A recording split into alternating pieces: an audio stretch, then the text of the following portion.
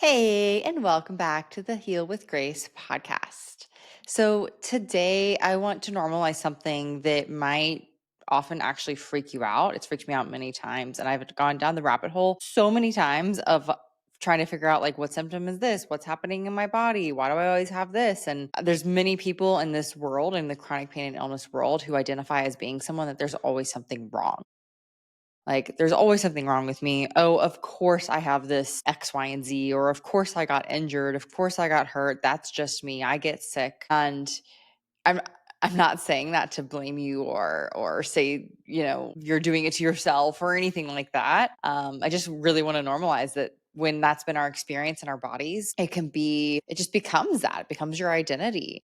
And although I'm not necessarily talking about identity and illness today, I am talking about the idea that, or not the idea, but what happens is called the symptom imperative. The symptom impermanence is when you have multiple different symptoms and they might move around. So I want to dive into that and help you understand, actually, even when it sounds like a really bad thing or something that's really difficult to deal with, which it can be a good sign. I want so let's dive in, and I want to tell you why this is a good thing. So, if you've ever felt like your body is playing whack-a-mole with symptoms, like 1 week or a few years, it's back pain, then it's digestive issues, then it's headaches, then it's random tingling or fatigue, and maybe some of it goes together. And every time you start to think, okay, maybe this one thing is finally getting better, something else shows up. This is when the spiral starts to happen. You think, my body must be falling apart. I must have 10 different conditions at once, and I'll never figure this out. But what you don't know is that this shifting of symptoms is one of the biggest green flags of neuroplastic pain. It's actually a really big check mark when I am evaluating someone for neuroplasticity. I'm sorry, for neuroplastic pain. It's a good sign because it's your brain that's doing this, not your body. It's behind what's happening. And if your brain is involved, that means it's reversible. It means you can heal. And again, I am not saying that what is happening in your body, your pain, your headaches, your fatigue, whatever it is, I'm not saying it's not real, not at all. It is very much so actually happening. It's just that the root cause is more of your brain and your nervous system. So that's what I want to tell you more about or talk to you more about is this phenomenon in the recovery world called a symptom impermanence or symptom imperative. First and foremost, let's define it clearly. So it means that when symptoms move around, fluctuate, or change, this is an indicator of brain involvement. It's when one symptom is replaced with another because the underlying emotions or stress haven't yet been fully felt or processed. The brain's number one job is to keep you safe. And sometimes it believes that emotional pain or stress is too much for you to handle. So instead of letting that come up, it diverts your attention into physical pain. And if the pain in your back stops working to hold your attention, the brain gets creative. It tries your stomach or your head or your bladder. That's not because your body is just breaking down and is weak and has all these issues. It's because your brain is trying to protect you. And why this matters is because your so anything that is structural stays put. A broken ankle doesn't travel to your wrist. A migraine doesn't often travel to different parts of your body. Now, again, you can have multiple types of symptoms. And not everyone experiences this when you have neuroplastic pain. So, if you have one symptom of pain, if you have pelvic pain or you have migraines or you have neck pain and it hasn't changed or you don't have anything else, that's completely fine. That's completely great. That's still neuroplastic. I just want to speak to the phenomenon that happens with quite a few people in this population of chronic pain and illness where you have multiple different types of symptoms and it can feel really chaotic and you don't really know what to do about it. But again, it is a strong indicator that it's neuroplastic. That is, your brain and your nervous system are the root cause. Because neuroplastic symptoms are more fluid because they're driven by the nervous system and not tissue damage. Mobility of symptoms of pain, of illness is actually proof that nothing's permanently damaged. So I'm going to give you the example of my story if you haven't heard it already. I first, well, I mean, to be honest, I can track neuroplastic symptoms back to when I was a kid. If I'm really being honest, I mean, I was hyper anxious, had lots of anxiety, like super, super anxious. And I started getting stress or what they called stress headaches at, I think I was like 11 years old. And they just came and they were there and they were horrible, almost like a migraine, but I was told they weren't quite a migraine. And people just said, there's stress headaches. I would literally wake up at night at 11 years old and my head was feeling like it was going to explode and had that for, I don't know, however long. And then they kind of went away. And then I actually started having some pain in my body. And that was told, I was then told that was hypermobility. And that was pretty early. That was like preteen era when I was in competitive cheerleading. And then, I mean, you don't need to know all of my different symptoms throughout my life, but I guess what I'm saying is it started then, and then it really, really got bad in grad school with lots of different fibromyalgia type pain. And then that's when I started to shift it. I started to heal it using pain reprocessing therapy. The thing is that what I recognize now, I didn't understand it at the time, but when I look back to that period, I very much so did. I mean, 90% of my pain went away using some brain training and just kind of understanding what was happening, that it wasn't structurally based. And then using some light nervous system regulation and then a little bit of therapy, a little bit of emotional therapy. But actually, I actually quit the therapy kind of early. Now that I realize that, I didn't think about it at the time, but my pain had pretty much gone away. And so I was like, okay, cool. I'm going to, move on, which of course anyone would do. But a few years later, and even within those few years, I could probably pick out some symptoms. A few years later, it was all other types of illness, deep chronic fatigue, histamine reactions, gut issues, really bad headache type migraines again. And so this again sounds chaotic and sounds bad, which it's not fun, but that is such a strong indicator of it is neuroplastic symptoms. So I have multiple different clients that deal with this as well. And the thing that's happening here is that we work with one thing. We start to signal to our brain that that pain doesn't need to be there. We're okay. We're good. We're safe. Retraining the brain. We're not focusing on the pain structurally. We're not treating it structurally. We're treating it with nervous system regulation and some emotional health and healing. And so it does help and it does shift. The thing is, when one thing in your body is there and it's starting to go away, your brain wants to focus on something else because that's what it does to protect you. That's how it knows to protect you. That's what it does because there's more deeper emotional stuckness that needs to be moved. So it's going to start focusing on a different area of your body or send you signals of danger to something else. So, for instance, I've had clients that started with pelvic pain and really have increased the fact that they don't have it anymore. And then all of a sudden it starts shifting. Now they start having these headaches. I had a client like go down that rabbit hole of like, oh my gosh, something's wrong. I'm having these horrible headaches every day. I need to go get it checked out. And I'm all for you getting it checked out.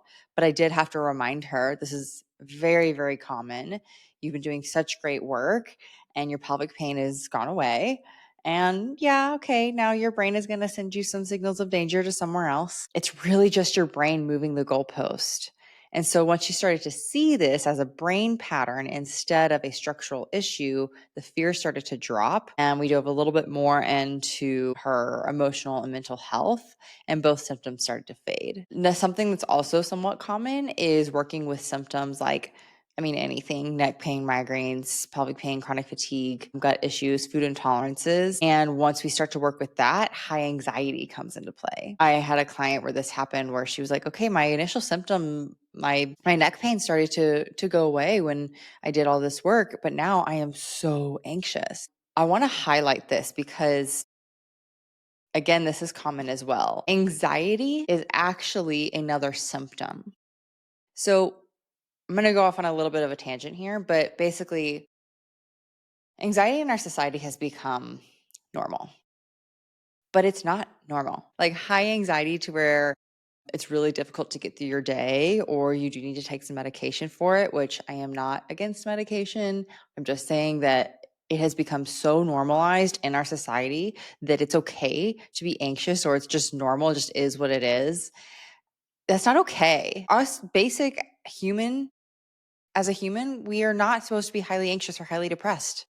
That's a whole other podcast episode, but that is a mechanism of our environment, of how we live, how we treat our bodies, what we put in our bodies, and our mental and emotional health. So, my point being is that anxiety is another symptom because it's really your brain and your nervous system saying something's wrong. And so it's giving you these sensations of antsiness, of panic, of racing and ruminating thoughts because it's saying something's not okay. So we need to figure it out and fix it.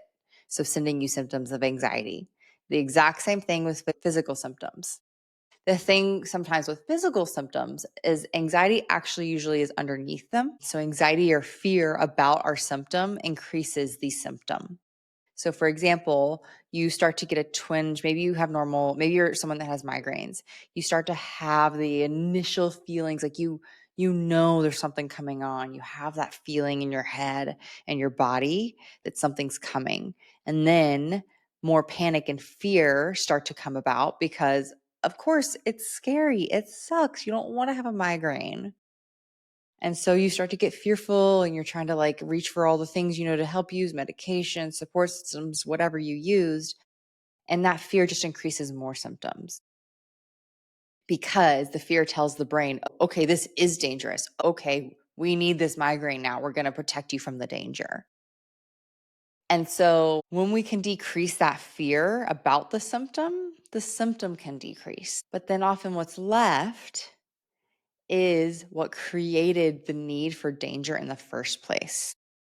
And that's usually things that we don't want to feel, experiences we don't want to sit with, emotions we don't know how to expand into. And what I mean by that is when we have certain experiences in our past or personality characteristics that we have taken on to help us be in society, be in our family, those worked for a certain amount of time, but they don't anymore. So, for example, maybe you grew up in a family or just in a time in society, right? Like a lot of us have, where you had to be okay because there was a lot of comparison of maybe your family to the other family or you to someone else, like, oh, well, they have it so much worse than us. Or like, you have to be grateful for what you have.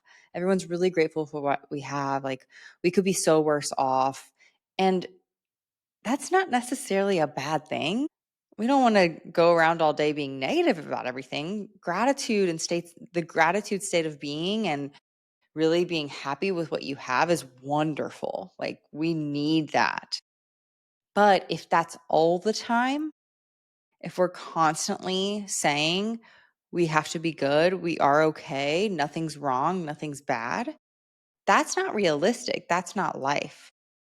Pain happens, sorrow happens, depression happens, sickness happens, pain, it all happens. That's just part of life. But if we're constantly covering up what is quote unquote negative with, oh no, everything's fine. We're all good. Everything's happy. You always be happy. You don't look at the bag. You don't look at the negative. You don't look at what my cousin calls the poo poo. We don't look at the poo poo. That over time builds up a level of, okay, hold on. Over time, that builds up a really low tolerance for any kind of pain or sorrow or grief or difficulty. You get what I'm saying? So, like, if we're constantly positive about everything and we never allow ourselves to feel the pain, to feel the despair, to feel the sadness, then when that does happen, because it does, you cannot be human and live on this earth without feeling sadness, without feeling pain at all. So when it does happen, when we have these automatic normal emotions come up, your brain and your nervous system say, nope, nope, nope, nope. Those are not okay to feel. We're not supposed to feel those. I'm going to protect you now. So instead of feeling those, we're going to send you signals of pain and danger. So that's what I mean by we can start to learn how to get out of pain through brain training and nervous system regulation. But if we don't address those deeper emotions, those deeper states of being and experiences that we were never allowed to feel, to be in, our brain will continue to send us signals of danger. And so maybe we have told our brain that it's okay to feel some pelvic pain and we don't need that anymore. It'll send you a headache. Or it's okay, we don't need bladder symptoms anymore. It'll send you anxiety. And let me circle back. Got off on a tangent there. Let me circle back to anxiety. Anxiety is what covers up the fear of feeling those things. The fear of feeling, of being quote unquote negative because we've learned that it's a bad thing. The fear of speaking your needs because you weren't supposed to speak your needs or take up any room or space. You're just supposed to be the good girl and just do what you're supposed to do. Make good grades, don't disrupt the peace, keep going. But you have needs. We all have needs. We all have opinions. We all have wishes. But if you're not allowed to express those, if you're not allowed to feel those, if you've never learned how, which a lot of us haven't, then anxiety is a coping mechanism. It's going to keep you focused on the sensations and the thoughts of anxiety or symptoms to keep you away from the feelings or to speak your needs because you were never supposed to or allowed to. Yeah. So, why this is a good news, why pain and symptom shifting around is a good news is because, for example, structural damage doesn't migrate, neuroplastic pain does. And that's hopeful, not scary. When the brain starts shifting symptoms, it's showing its hand essentially. It's revealing that it's behind the wheel because brain generates pain as a protective mechanism when it perceives danger. It's kind of like a little tugging on your shirt.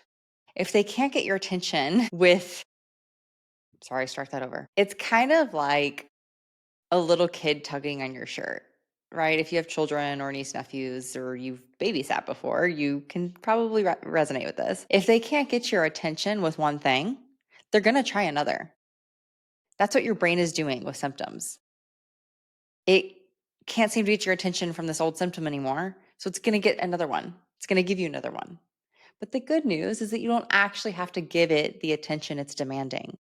You can turn towards what's underneath the feelings, the fear, the perfectionism you've learned to cope with.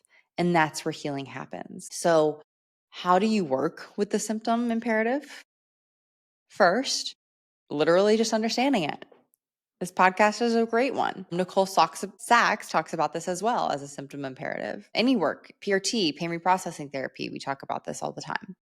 So just becoming more aware of it and understanding, oh, when you have something pop up, start to question. It's not to mean you don't ever get it checked out 100%, go get it checked out if you need to. But once you start to really get more comfortable with this work, you kind of know.